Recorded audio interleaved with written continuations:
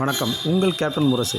கும்பகோணம் மாவட்ட தேசிய முற்போக்கு திராவிடர் கழகத்தின் சார்பில் கும்பகோணம் காந்தி பூங்கா எதிரில் நடைபெற்ற தமிழக அரசிற்கு எதிரான ஆர்ப்பாட்டத்தில் கும்பகோணம் மாநகர் மாவட்ட செயலாளர் திரு கோ சங்கர், முன்னாள் நகர செயலாளர் திரு அழகர், திரு அன்பு மற்றும் கல்லூரி பகுதி பொறுப்பாளர் திரு காமராஜ், திரு ஆனந்த், மகாமகம் பகுதி பொறுப்பாளர் செயலாளர் திரு சரவணன், பொருளாளர் திரு அலெக்ஸ் மற்றும் பகுதி கழக நிர்வாகிகள், அனைத்து பகுதி கழக நிர்வாகிகள், நகர நிர்வாகிகள், துணை நிர்வாகிகள், சார்பு அணிகள், கேப்டன் மன்ற நிர்வாகிகள் மற்றும் மகளிர் அணி ஆகிய அனைவரும் கலந்து கொண்டு தமிழகத்தில் நடைபெற்று வரும் பெண்களுக்கு எதிரான பாலியல் வன்கொடுமைகளை கண்டித்தும் மற்றும் பொங்கல் பரிசு தொகுப்பில் 2000 ரூபாய் வழங்கக் கோரியும், அது மட்டுமல்லாது தமிழக அரசு பள்ளிகளை தனியார் மயமாக்கும் பொதுமக்களுக்கு எதிரான நடவடிக்கைகளை கண்டித்தும்